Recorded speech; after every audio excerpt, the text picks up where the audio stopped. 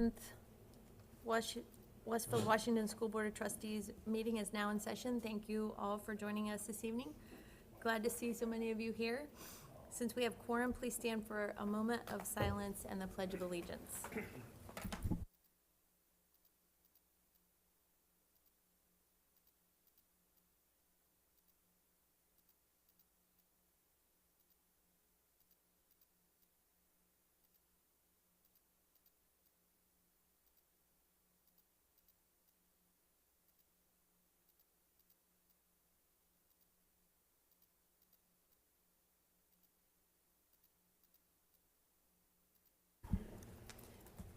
All right, good evening. Our public comment section, we had no public comments submitted, so I will spare everyone the housekeeping there. And we'll move to the consent agenda, which includes board minutes, accounts payable, vouchers, payroll vouchers, personnel reports, update to employee handbooks, and donations. All of the items in the consent agenda have been reviewed by the board in advance of the meeting and are approved in a single motion. So at this time, I'll entertain a motion to approve the consent agenda as presented. So moved. Thank you, Bill. Do I have a second? Second. Thank you, Carrie. It's been moved and seconded to approve the consent agenda. Is there any questions or discussions? Discussion or questions? I don't know. Dr. Hunt, you were Absolutely. going to be prepared to give us some information Absolutely. on the donation? Part of the consent agenda this evening is donations and gifts. This evening, there are two donations in which the board is being asked to approve. The first of which, just to give a little bit of background on this, TPI, which is our vocational program in Hamilton County. They have an advisory board. That advisory board is made up of the superintendents. So this evening, the advisory board did approve a donation for TPI from Tomwood Auto Group for a Nissan car so that they are able to work on that car within the automotive division of our TPI program. And the value of that is $500, and so I asked that the board would approve that donation this evening. And the second donation is for Midland Crossing School, elementary school.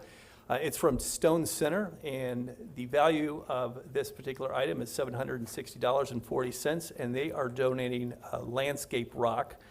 We have worked with in our facilities department to put the rock or locate a great location, a safe location for that particular rock. So as part of the consent agenda, those two items are being asked to approve this evening. Thank you, Dr. Hunt. And then Dr. Baldwin, will you give us an update on the handbook changes as well? Sure, Madam President, members of the board. As part of the consent agenda are 3 employee handbooks: the Transportation Employee Handbook, the Student Support Programs Employee Handbook, and the Classified Staff Employee Handbook. So just to give some highlights and some information about changes, we'll first start out with Student Support Programs and Classified Employee Handbook, because those are the most established, have the fewest changes. We did update our language. We do believe that classified employees is a much better term for our employees than non-certified, so you notice that was a change that we did for this year. We do, the SSP handbook and the classified handbook do mirror each other. There's very few differences in the two, just some language specific to SSP. But some things in those 2 handbooks that we did update.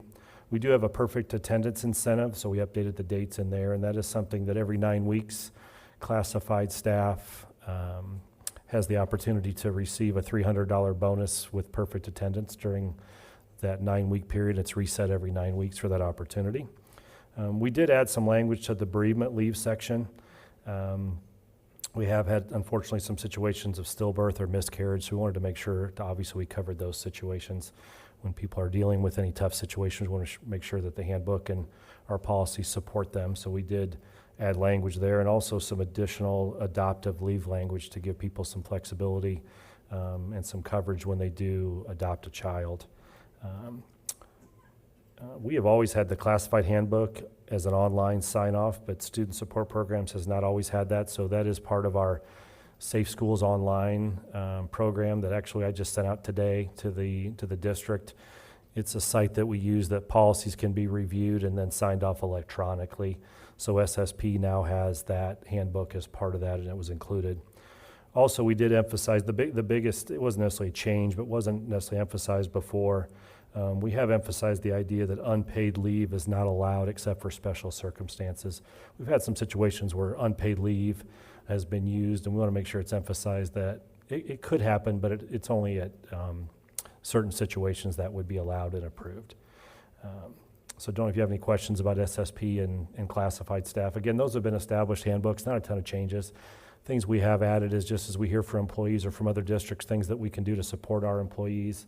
In mainly the leave areas, we've added that information there. Transportation Employee Handbook, major overhaul. I'm going to highlight some of those areas, but I can't say enough. Michael Reinhardt, our Director of Transportation, working with Mike Hall, our Director of Personnel and Operations, and Dr. Greg Hunt.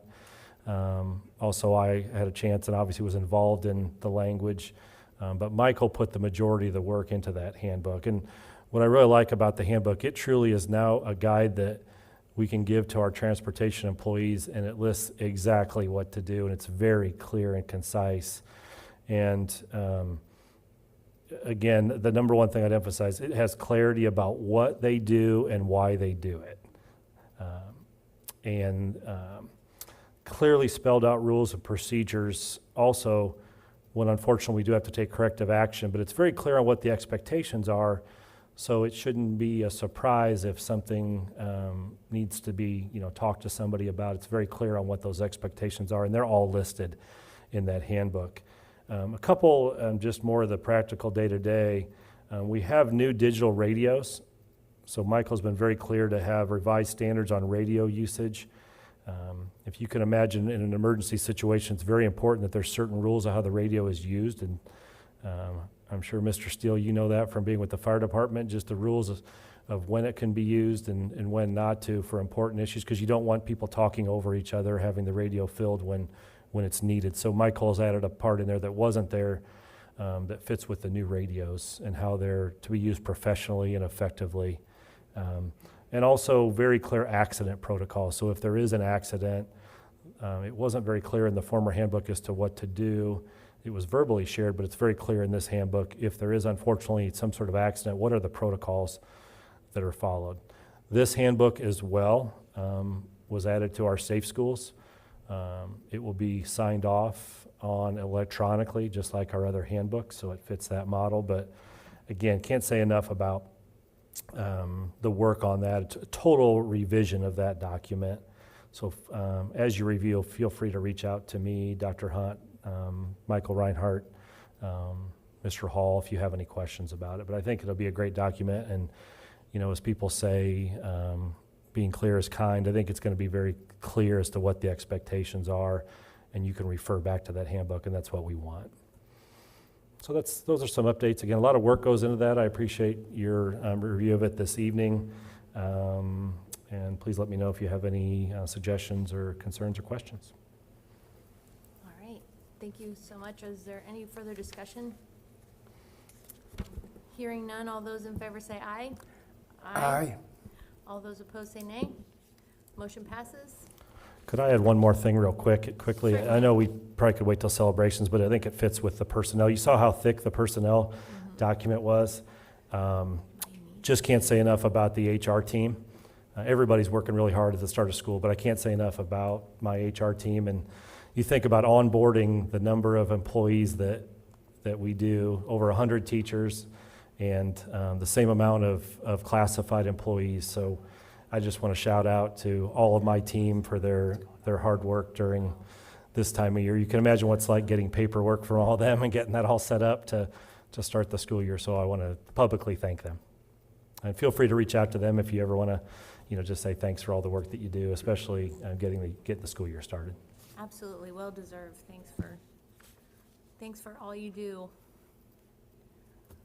All right, next we'll move to business and operations. First on the agenda is the construction update. So we always look forward to hearing from our construction partners. We'll ask Mr. Mike Holtkamp from the Hagerman Group to come up first.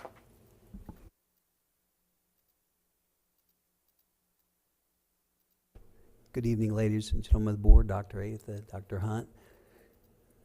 And I can say that while we like the rain for the crops and the grass, we like the dry weather for construction too. So with that, we'll start. I don't think there's any sound tonight on this. If you could start it, that'd be great. So this is the drone video from just a few days ago, July 30th. As you can see, we're progressing, obviously a lot on the site work, baseball, softball field, stadium, track, field events, working on the exterior of the building, roof. And then we'll be moving into some heavy site work. We've got the tennis courts getting ready to be paved, and then we'll start working on parking lots. So it's a pretty exciting time. They're putting down some of the surface material. They're working on the dugouts, backstops.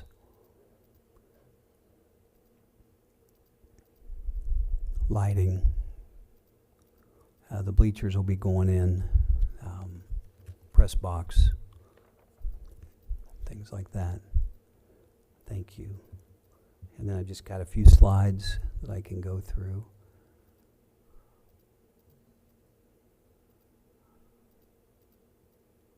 Okay, good job, thank you. So these are some of the same photos. This one's looking northwest. This one's looking east. You can see some of the progress looking south and looking west here. Finishing up some roofing, some exterior skin, metal siding, masonry work, some of the field events that we looked at. Inside, a lot of finishes are continuing. We've got some temporary air conditioning, humidity control, so we're progressing with the finishes inside. That's that monumental area, the monumental stairs, monumental wall, so it's progressing. Kitchen, we've got the cooking hood in, and continuing with rough ends of a lot of the preparation for the equipment. Corridor work continues on. Choir room starting to take shape. And then there's kind of a list here of some of the work. One of the things I'll point out is we will be starting, or restarting, if you will, that Centennial Road project starting Monday. We've got signs up, the road will be closed. And then next 60 days, continuous Centennial Road. Obviously, we're going to put that sewer and water line in to extend it over to the Chance family property, and then we'll be able to get the road. As I mentioned, bleachers, tennis court work, site utilities, a lot of work inside, and we're on track still to open. And then financials, we did have that change order for this Centennial Road, and there's where we're built to date, and the donor designer allowance, the contingency, and we've had, I think, 68 ASIs issued to date by the design team. Other events, the water and sewer main extension work, that was to our project, so that's been real important. We have got part of the sewer main in. Now we have to get the approvals from citizens, and then we can continue on with our fire loop and our water line and our sanitary laterals to the building. So that's really critical. You know, we were waiting for that main to be brought to our site for quite a while. Centennial Road reconstruction, we've talked about that. The piece that's still kind of outstanding is that new roundabout, State Road 32 Centennial Road intersection.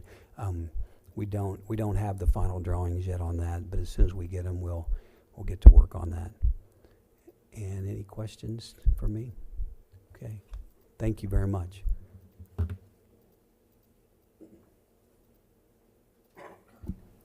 right, next we'll invite Matt Grossman from Meyer Najum to the podium. Good evening. Appreciate the opportunity to present on our ongoing projects. Getting started, Westfield Transportation, we just recently wrapped up, received the certificate of occupancy in end of June, then just last week celebrated with the ribbon cutting ceremony. Work remaining there on site is just to wrap up some of the punch list items and owner training there for the staff that has moved into the facility. And then the last item there is just the contingency tracking for the project. Here are some photos from inside the facility showing the bus bays in use now with the one bus in the air back there and then one on the ground. This is looking out from the bus bays out to the storage canopies. There are roughly, I think, about 180 parking spots under canopy for the buses for the district. Town Road and Citizens, Westfield Utilities, some of the highlights there, obviously the water and sanitary mains were approved and turned over from Citizens. All the Town Road hardscape and landscaping has been complete. And then the restoration, as we brought the utilities through Eagletown, all the restoration of the properties there have been completed. Work remaining is to complete the traffic signal at the intersection of State Road 32 and Town Road, complete the punch list items, and then again there at the end is kind of blocked out on this one, but is the contingency tracking for the project. And here are some of the pictures of the restoration. Just thought it was important to show how we were being good neighbors and getting everything back to as they were before we started construction. So lawns were put back, mailboxes, anything that we disturbed were put back in place.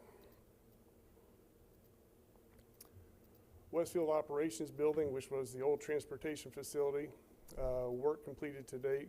We got started there right away once the transportation group moved out to the new facility. Worked on the architectural demo, foundation installation has started. And you can see there in that picture, get a feel for the size of the addition there on the west side of the building. Site demo has started in the old bus parking lot. And the structural steel package has been delivered to the site. And you can see there in the top corner with the orange fence around it is where the old fuel canopy was. That's been demoed, and then the old fuel tanks have been removed from the ground. Work within the next 60 days. The new canopy will be delivered. Installation of the new fuel station has actually already started, and then we'll get started on the steel erection there for the addition. Contingency usage is there at the bottom. A lot of that was from the first phase of the project with the pre-engineered metal building and site package. This was a drone shot from the north looking south. You can see with Maple Glen in the background. Again, there between the two facilities is where the existing fuel station was removed, and that work is ongoing. And then again on the west side of the addition, you can kind of see there in the shadow of the building the footprint of the new addition. Moving on to the Westfield High School renovations. Work completed to date. The new roof on the auditorium is roughly 90% complete. All that we have left now is to install the metal coping around the perimeter. The green wing first floor, which is the north wing of the high school. Restroom demo is complete. The new under slab installation for the new layout is ongoing, and the slab has been poured back. We started wall layout, and then within the corridor and classrooms, we finished the demolition of those finishes. In the MPIF, slab demo for the two north courts has been completed. The new recessed slab for the wood courts has been poured back. The architectural demo is ongoing as we work through there, and we have started to prep walls and ceilings for the new paint. And just getting started there, and the contingency is at the bottom, so the usage is currently 0. You can see there the picture to the right, that was from about a week or so ago, the new membrane roofing on top of the auditorium. Work within the next 60 days. As I mentioned before, we'll complete the metal coping on that roof as that material gets delivered. And then hopping back over to the green wing, metal stud framing will wrap up. The MEP rough-ins for all the new toilets and fixtures will be completed. The drywall installation and other finishes, wall tile, will be completed, and then we'll be working on the finishes within the corridor and the classrooms. The MPIF will look to complete the sports floor demo. As you see there, the old floor there, the pad and epoxy floor will be demoed with the new one going in. The wood court material will be delivered and acclimated to the space and then installed in the new recess slab. The new painting scheme will get started, and we'll be working on sports equipment controls, lighting, and other technology items. As you can see there, that's the current look of the MPIF with the prep getting started, wrapping the items that stay so we can do the dry fall paint on the ceilings. Picture on the left is part of the corridor in the green wing first floor. You can see we removed a section of the lockers, prepping that for a new tile wall and tack board so they can consolidate items they put on the wall to hopefully get that down to a singular location. And then the picture on the right is just one of the 8 classrooms that has been complete of the demo with the finishes there. Here's a picture of the MPIF on the left where we cut out the slab and prepping that for the new recessed concrete slab to receive the wood floor. And then the picture on the right is the completed demo of the boys and girls restroom there at the green wing on the first floor. And that is just the paint lines and saw cut layouts for the work that was to be done in there. And this is a picture back in the MPIF looking kind of in the middle of the space looking north. So that is the recess slab for the 2 new wood courts that'll be coming. And that completes my update. Any questions or? You said there's going to be new electronics and lights you're putting in the MPIF? Pardon me? New electronics and lights in the MPIF? Yep. Are there going to be new scoreboards or? Scoreboards stay, all the equipment stays. The main update is going to be on the old control system that was very complicated there's a big 8.5 by 11 sheet with 15 steps on it, I think, to get the goals and nets and all that up and down. Right. So with new technology, you're using all the same rough ends, motors, controllers and all that, but getting a new head end equipment and display to make all those adjustments a lot easier for the groups that use the facility. So you don't have to be an engineer to put up the basketball goals anymore? Hopefully not. All right. All right, thank you.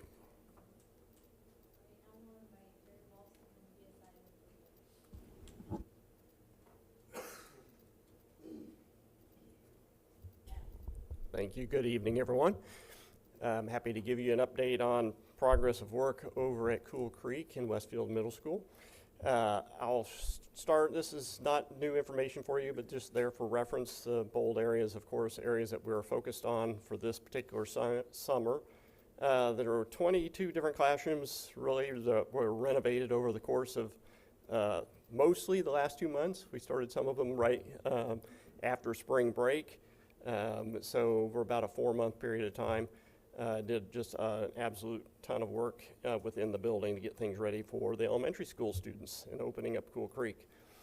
Then this will be the use of the building for this coming school year. Within the building, at Cool Creek, we've completed all the interior renovations with the exception maybe just a little bit of wall base. In some areas, as teachers have moved into their classrooms, there you can see status of some kindergarten rooms that were in progress earlier this week of being moved into. I think they're all actually organized now. If you walk through the building, you'll see a lot of organization with the classrooms, so put together very quickly by your staff. And then in a typical grades 1 through 4 classroom, I picked one that I was actually very well completed earlier this week in terms of staff move in, so you can see the arrangement that this particular teacher selected for their room. But that model, I mean, if you go into one room, I mean, it's essentially the same model through and through for those grade levels. And then a substantial amount of the corridor flooring has been replaced outside of the areas that we were working in, of course, and a little bit of spillover into other areas. That's all transitioned from carpet over to hard surface flooring. And as I've mentioned in previous presentations, all of the finishes here are kind of unified to a standardization that the district has landed on. We did work in the library previously, and I know I've talked about this space, but this is the first time it's been really organized with the furniture for the elementary level, which is why I included this. So you can see, I know some of you were over there this evening, but you can see how it's really put together for the primary grades now, as opposed to last school year. At the main entrance, we've done some work there too. We've added some brick around what used to be just steel columns. There at both the entrance to the main entrance and the gym entrance, and inside we've added the Shamrock Cool Creek kind of logo there as think of it as a chandelier. That's intended, it's backlit or it's internally lit. So in the evenings that will be lit so you can see it from the street.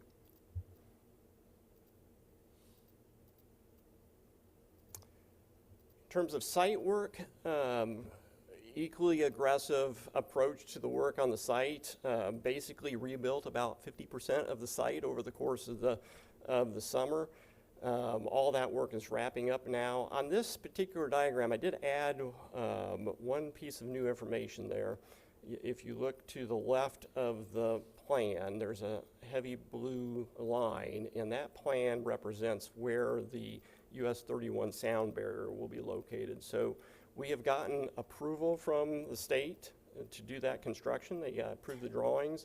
We've approved the shop drawings for the panel manufacturer. So that is now been ordered. Those panels have been ordered. It takes a bit of time to get the panels because there's kind of one game in town that manufactures that system, so you have to get in line and they produce it. But we're expecting panels to arrive in December. The columns will be installed ahead of that, so probably starting in October, those will begin. They'll get completed, and when the panels arrive, those will slide in. And the goal is to be done before the end of January. If we can complete sooner, we will. But I'd say a safe completion date would be by the end of January. Then some aerial images here. Just I'll take a tour through campus on the exterior. This is from the north, looking north of the middle school and the new driveway that comes in. All the binder is down for all of the driveways, and we're working on the top coat now. All that will be completed this week, and all the striping. You see the parking lot there for the band lot's been completed and striped and is available for use. And we move a little bit closer towards the center of campus there. The parking lot to the left is where the buses stage, and then you can see Cool Creek there in the background and the playground work that is occurring there. So the new drives there on the right side of the page kind of terminate into the existing bus lot. The bus lot work that we will be doing, that'll be phased next year, next summer. There'll be the other half of the site, or the east half of the site, will kind of transition over to that. As we move a little bit further to the south, and you can see all of the playground work, all of the stone bases in at the playgrounds. They've actually completed all of the playground installs in terms of the equipment. And I would say where the artificial turf goes, which is kind of in the foreground, lower right-hand piece of that, about 75% of all that stone has been placed and compacted. They have just a little corner there to complete, and they'll be able to begin that turf installation at the end of the week. The playground surfacing material is all staged, and they have crews beginning that installation tomorrow. As we move towards the south then, all of the south lot here, where the south parking lot and the bus drive that routes around it, that south lot's all been paved now and striped.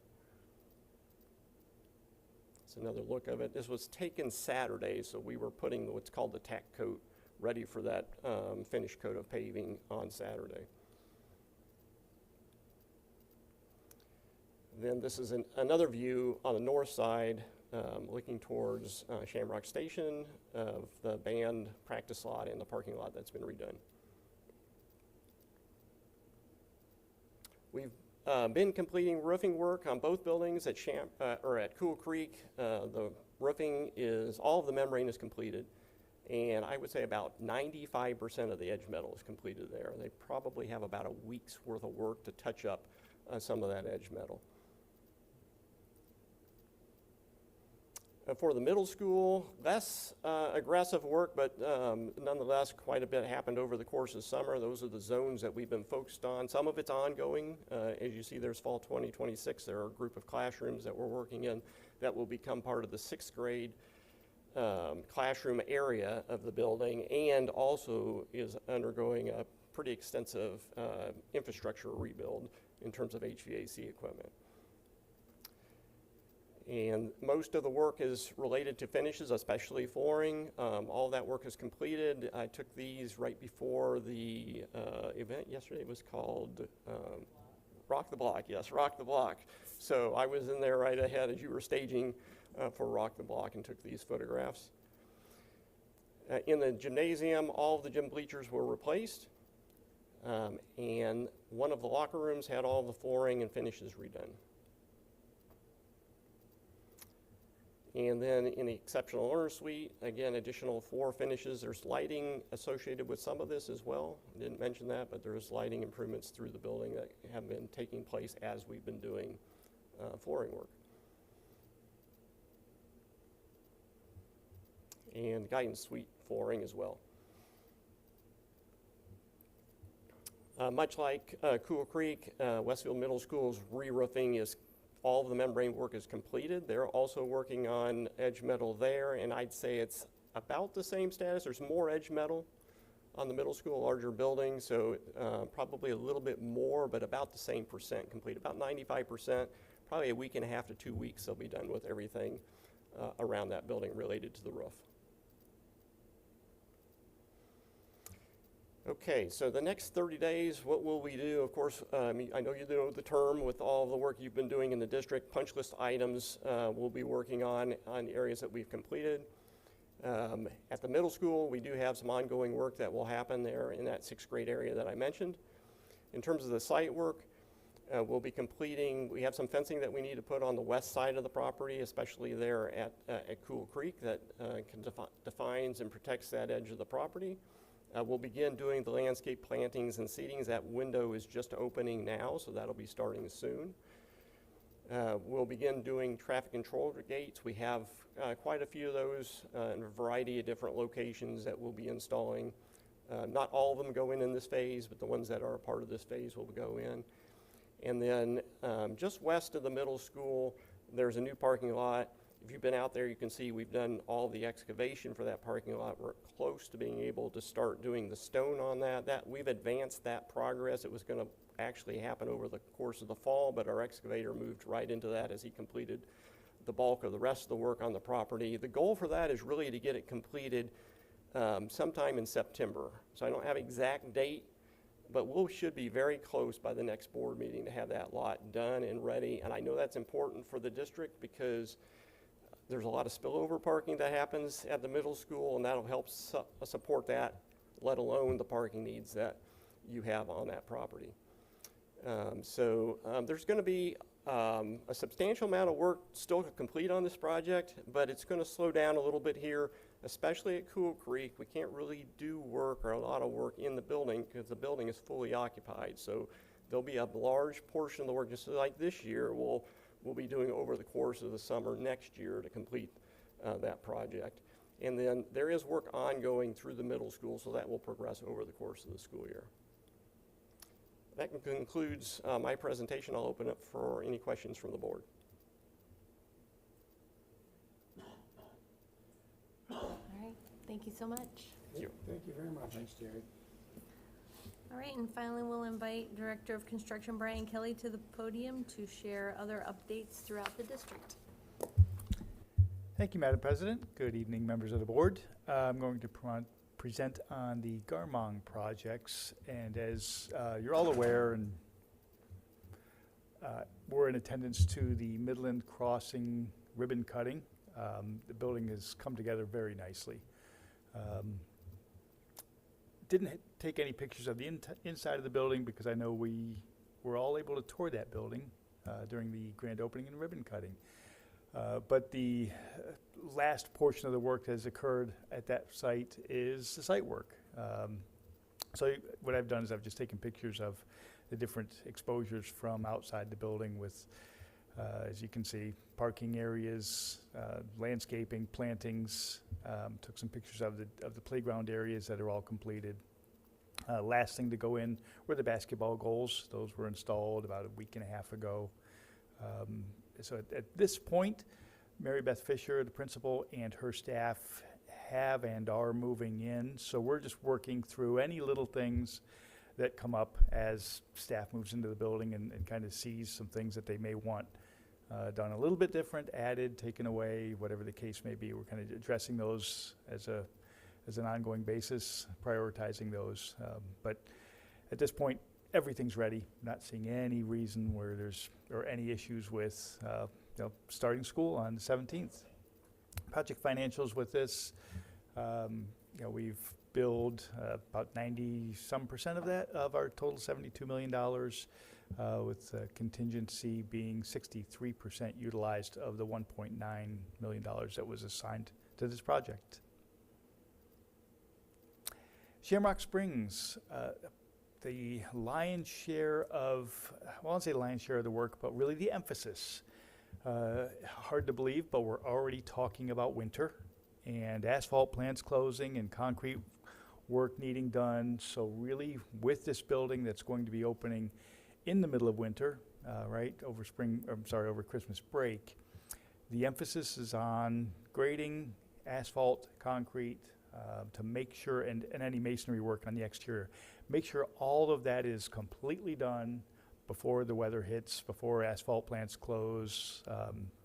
So really, it's an extremely active site. I tried to time my pictures so they weren't full of backhoes and skid steers and people running around blocking the views of the building.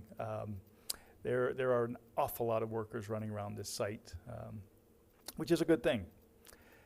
Southeast and the southwest exposures, you can see curbing being installed, getting ready, and the forms are getting ready for the sidewalks to be installed. The base coat of asphalt's installed, and actually the base coat of asphalt is installed on the entire site. Next will be top coats as we kind of move through the site. Inside the building, again, it is an extremely busy work zone in here, and I've just taken a couple pictures inside the cafeteria and the media center areas. There are workers everywhere. There's equipment running around everywhere. It's kind of a dangerous site, so I'm trying to stay out of their way. As of the progress meeting today, the latest update, the drywall within the building is 92% complete. We've got flooring completed in two of the areas, area A and B, which is the education wings. Painting in 4 of the 5 areas is probably 90% complete. So it's just going very, very fast at this point. So we're at that stage of construction where things happen quickly. For the next 3 weeks, really it's kind of continue finishes, continue plumbing fixture installs, completing site work, completing any masonry or storefront glass work. Again, the biggest emphasis right now is just making sure everything outside is 100% done before weather hits and weather changes. Playground installation on this starts on August 24th, so we're not having any issues with the timeline for the playground and the poured in place material for the surface of the playground. So everything's going to plan, going to schedule. Don't see any problems meeting our anticipated occupancy of Christmas break or the move-in of Christmas break. Project financials on this, about 65% billed from the construction cost to date, and contingency on this one as we've used about 74% of the $1.9 million assigned to the contingency on this project. Any questions on Midland and or Shamrock Springs? Thank you very much. Thank you so much, Brian. You're welcome. Right. And thank you all for sharing your progress updates. Appreciate you being here and the continued progress on all these projects. The 17th is around the corner. So next we will move to invite Jerry McKibben from McKibben Demographics to the podium for an update on our demographics.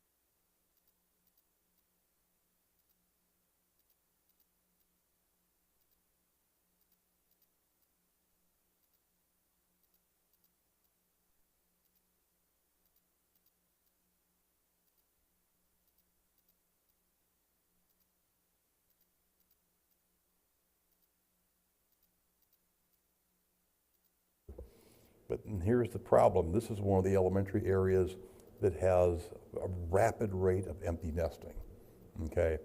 And because they're also in their 40s and 50s, they're not going to have any more kids. So, and there's not that much construction in the area. So until these homes start turning over, and that won't be well in the middle of next decade, you're going to be very dependent on any kind of building going on just to bring kids in. The enrollment decline tends to be negative on that point. Shamrock Springs, classic example. Here's one that had a lot of high-end housing built in the last 10 years. Substantial growth, but because they're high-end, they tend to have fewer kids. And their peak of their population now is in their mid-50s, okay? It's going to have to get up to the 70s before we start seeing turnover. So again, some building going on in this area, but they're going to need it. Fortunately, they don't have a huge 0 to 4 deficit.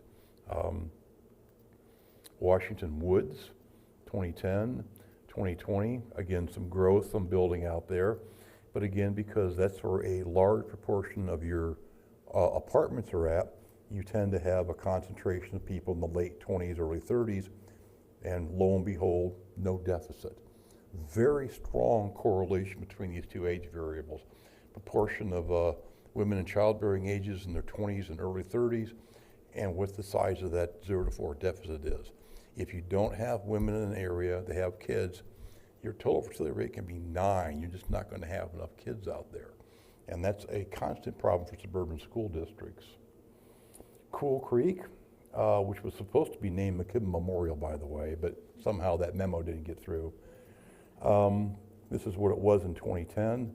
This is what it was in 2020. Remarkably stable if you look between the two. It's not that much change. And what change there is rather evenly distributed across the age groups, okay? Still a little, still a little light in the 20-24 age group, but it's been remarkably consistent across there. But again, the bulk of their adult population is below 55. You do have a substantial number of the 20s and 30s. Not that much of a 0 to 4 deficit. They'll be kind of okay shape on their own. For the household characteristics tables, and again, this is for the areas with the boundaries, if they had been in place in 2020, still only have 40% under 18 population in the households. Household size stays the same, but you'll notice that the distribution, not that much different anymore. Your range is running from 33 up to 48. That's tighter than it was in the current boundaries. 0.9299 to 258 for household size. So the demographic variation of your attendance areas are now much smaller than it was under the old boundaries, which is a positive for planning because you won't see wild swings in one area and you know, virtual no change. The big change here is having small enough populations in your high building areas to be able to absorb that without making any future boundary modifications. And you seem to have accomplished that. Householders 35-54, again, those are the ones with kids in school. 44, nicely distributed there. Most of them are within 3 or 4 percentage points. The over 65 population, still got some concentrations here in, you know, Monon and Oak Trace, but a little light in Washington Woods, but nothing that can't be overcome. Owner versus renter is the one where you do have an outlier. Oak Trace at 94%. Everything else is relatively close to the district average. But Oak Trace is going to be, because owners have a much different dynamic, they tend to move every 15 years, or renters move every 2 years. You know, so it's a much more stable, you're going to see the wave slowly go through, you know, and if you don't have housing turnover in new home construction, this one might be a little more susceptible to some population declines as you see empty nesting going through. And again, expand your definition of empty nest. It's not just when the last kid leaves high school. You could be empty nest of high school and middle school, middle school, and elementary. Almost all of your homes in the district are empty nest of preschoolers right now. If they're there, they're probably not going to have that many more children. That's why your fertility rate's so low. Single person households, 19%. Cool Creek tends to be a little on the high side. Any area with a lot of apartments will be a little spike there. But your over 65 population is very, very nicely distributed. And another thing the new boundaries are doing, it got rid of a lot of the year-to-year variation in enrollment. You see, you don't see big spikes and declines anymore like you did in the previous ones. 2, 3, 4, 5, maybe 6 or 8. Those to be expected, but you now don't have the, 78 cohorts going up to 120, back to 80. That's pretty well been taken care of here. So the boundaries are doing what they're supposed to be doing. Okay. Oops, did I go too far? No, and then there's your market share. Basically stays the same from the last one at this district level. You're showing an increase, showing in migration. You have enough kids coming in to fill in the 0 to 4 deficit, so you'll see some modest increases moving forward, providing they don't change any more of the laws in the state. So, in short, again, district level pop forecast stays the same. Again, modest increases. Median age goes up because of an aging population. Your natural increase goes down. Your net migration pretty much stays pretty close to the same. The big difference here is your deaths go up because of the aging population. But all in all, your distribution of students across your attendance areas are not only going to work in 27 and 28, they're going to work in 33, 34, and 35, which is what you're really shooting for. So unless something horrible happens or dramatically positive happens, you should be in good shape.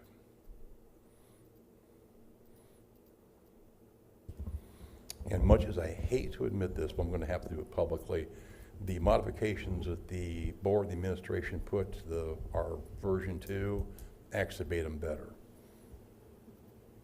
Ouch, that hurt. So that's usually not the case, by the way.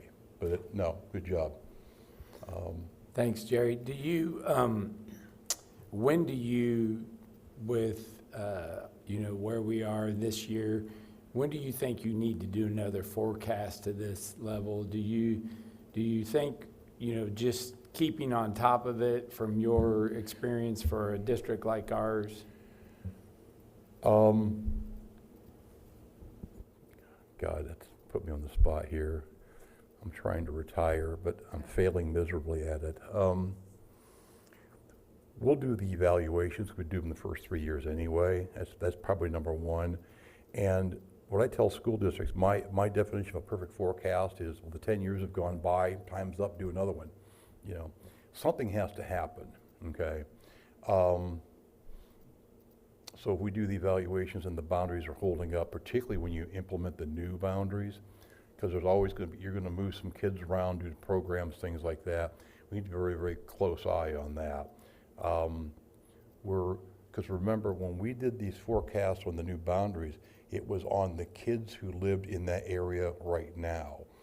If they move around or you change programs, how you implement them on an actual working day-to-day basis might be different than what we assumed in here. So can you move program around? Can you, tweak something here or there? Things like transportation is always an issue, things like that. So if they're holding up and everything's going pretty well, you can work around it.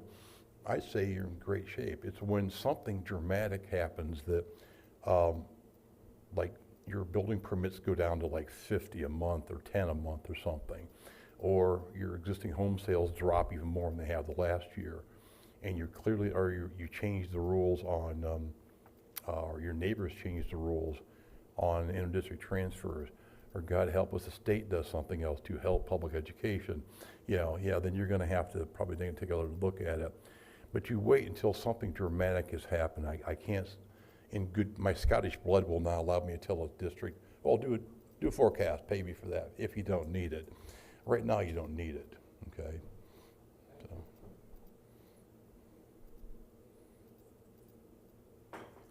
So, are you guys News gonna for let me that. off that easy? Yeah.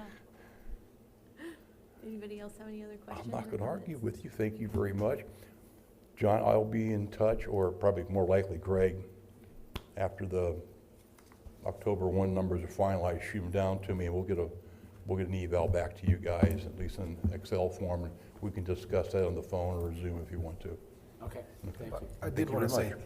I did want to say thank you for speaking to our city officials. I think that made a sorry, big, sir? so I want Yeah. to say thank you for speaking with our city officials, whenever that Oh. was. I think that made a big January. difference. I think they Yeah. didn't understand how their actions affect the school district. Had And a- now I think they do. Had a nice phone call with the mayor this afternoon. Oh, Broke wow. it. He took time off his vacation in Massachusetts. We spoke on the phone about the special census.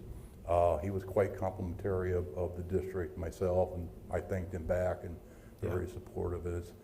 And I will close on this story. He made a point of saying was how wonderful it was to have the school board and the city council together. It was such a great thing, and he thanked me for that. It was great. I said, well, you're welcome, sir, but unfortunately, I may have created a monster. I just got a call from Lebanon, and their super says, wow, I heard about that great meeting you guys had with the school board over there in Westfield. Let's do it over here. And Yeah. I'm like, God, what have I done? Yeah, So well, they need to. now Noblesville's making noise about it too, you know. They need to so, too, yeah. Yeah. yes. Good. Way to set the standard. Yeah. Huh? Way to set the standard, Yeah, well, you know, I will retire one day. right? I will. But not today. That's a threat, folks. It is. I will. Thank you very much. Have a good day. Thank you.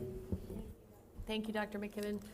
Now we will hear from Dr. Hunt on the next item on our agenda, which is approving the form of lease and reapproving building corporation for Cool Creek Elementary, Westfield Middle School, and Westfield High School project resolutions. Thank you, Madam President, members of the board. This evening, there are two resolutions before you we are seeking approval on. The first is Resolution 2026-5, which is the resolution approving the form of lease agreement. And the second is 2026-6, which is reapproving the building corporation. And so on that first resolution, this is not uncommon to our district. This is the form of lease, or this is the form of financing that has been used in the past on Destination Westfield and the projects that we have been taking on as a district. And so what this does is, again, is just approving that form, again, working through our building corp. Essentially, the building corp would then lease the building from us, or we are paying back them in the lease form as far as the bonds that are being issued. And so that is the first resolution. The second resolution of reapproving the building corporation, for us to be able to issue tax-exempt bonds, the IRS requires us as a district to reapprove the building corporation. So this evening, those are the two resolutions before you, and again, these are to continue the financing of the Cool Creek Elementary, Westfield Middle School, as well as the high school projects. Again, we have done this in the form of splitting this up and not taking it all in one time, in which to, again, to avert any type of implications associated with interest rates. So again, we are trying to be diligent in how we are financing this, and so with your approval this evening, this is the first step in which to be able to issue the financing to complete the projects at the high school and Cool Creek and Westfield Middle School. All right, thank you, Dr. Hunt. At this time, I will entertain a motion to approve resolutions 2026-5 and 2026-6. Thank you, Bill. Do I have a second? Second. Thank you, Mike. It's been moved and seconded to approve resolutions 2026-5 and 2026-6. Is there any discussion or any questions? Hearing none, all those in favor say aye. Aye. All those opposed? Motion passes. Thank you very much. Thank you, Dr. Hunt. And now we will move to the curriculum portion of our agenda and ask Dr. Ryan Hoover to present. Thank you, President Ogle. Members of the board, just wanted to give a quick curriculum update on two things. I'll start with the new educator orientation. Every year we host our new educators to an opening session to kind of kick off the year. It's obviously part celebratory, but also to set the tone for the year and to welcome them to their teams. And each year we've tried to make that even more special. Just some highlights from that. Dr. Atha always kicks it off and does an amazing job just sort of setting the highlights and the goals of what we want to accomplish, but really focuses on a lot of his own experiences about just how we want good teammates and how we will hire the best people, but we're still going to make them better as they get, and we're going to provide resources and coaches and mentors, and we really try to welcome them to the team.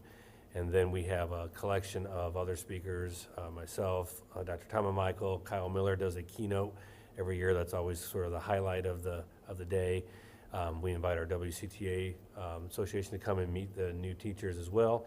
And then we have all of our administrators and coaches that sit amongst them. And so everybody's there to kind of welcome them to Westfield. Every year, I think if you ask Dr. Baldwin, he'd say we're going to start off with about 40 or 50 new teachers. Somehow it never stays at that number. As you heard him say earlier, his staff has been working through paperwork of closer to about 100 people. So that's about, I think actually as of today, we were at 102. So that's always a great sign. Most of that's growth, or in some cases, just some opportunities where people maybe moved on. But so we have about 102 new teachers this year, K through 12, and with our preschool. So a really good, great day, great afternoon. The principals and coaches then do some work with them. And then this week, we have some trainings for new educators and all educators, but a lot of them are optional. A lot of them are technology-based.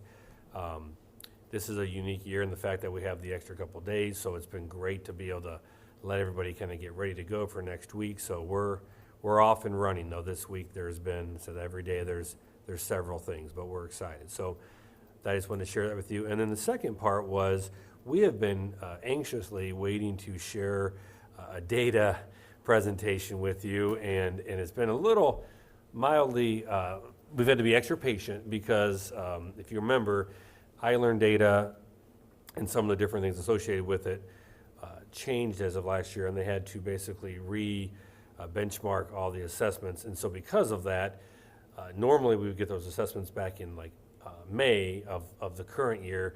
This year we didn't get them until raw data actually came out today. So today we actually received iLearn data, but it was just state data, so it did show some positive trends for the state of Indiana, which is great. We will receive our individual district and school data here over the next couple of weeks, and then so we'll be able to report that out. And then also on the AP capstone results, we actually called, and so our students have received their individual results, but when we look at, it's almost flip-flopped. When we look at our district results, those will come out on August 15th. So in the next couple of weeks, we should have a plethora of data for you that I hope that we can then do a formal presentation in the board meeting for September. But I guess I'll share this if it's okay. It's sort of a celebration, but I did want to share iRead data. We did receive that today.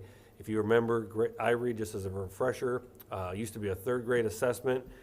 A couple of years back, the state moved it to where second graders began to take it, but they do not have to pass it in second grade, but if they do pass it in second grade, they are exempt in third grade. So we had approximately about 65% of our students pass it in second grade. Those that did not could take it again in third grade or, of course, later in summer school. When all of that is done, then the results are finally shared. This year we had our highest that we've ever had. We had 93.8 students pass iRead for the 25-26 school year.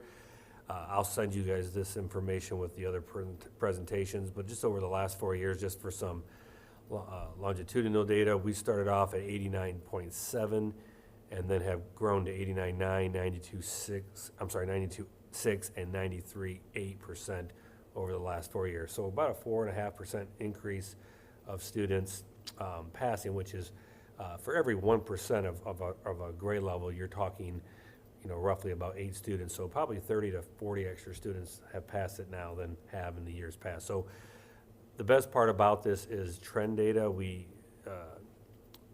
look at this as a district. One thing that I think is really important, we don't, although we push each other and hold each other accountable, I like to report this. I do have it broken down by school, but we look at it as a district. We try to sell the fact that we ask our teachers to look at students over an entire grade level. We look at data over an entire grade level as well. So we're not in the business of comparing our schools. At the end of the day, somebody has to be first and somebody has to be last.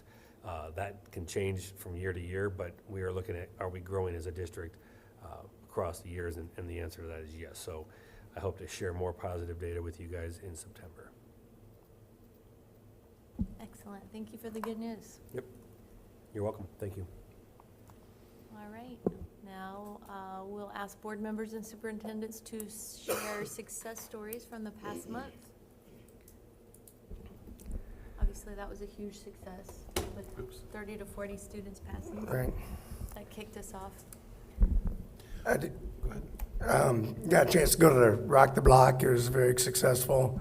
Held at the middle schools. It was good to see all the people there going through there and the excitement happening and everything else. And then coming up, we got football season coming up, so I'll get to work with Dr. Baldwin in the press box and everything else, help him along with Bill. So looking forward to a great school year, great season. Yeah, I'll just, I was able to attend Rock the Block, and obviously with some of the construction we have going on, we had to make an adjustment, so kudos to Ashley and her team for making the middle school work, and it worked really well.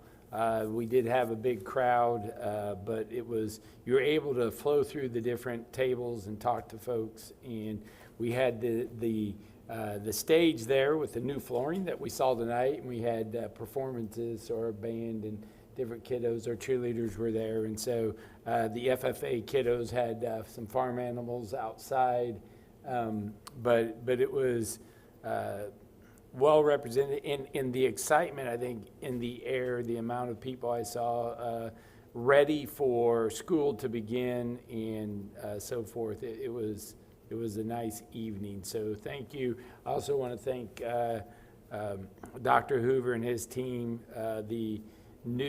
along with HR, that new educator orientation takes a lot of work to organize and to set up and to work through that, especially when you have 100 new teachers. And all our administrators join them in the morning to make them feel very welcome and to support them in that transition.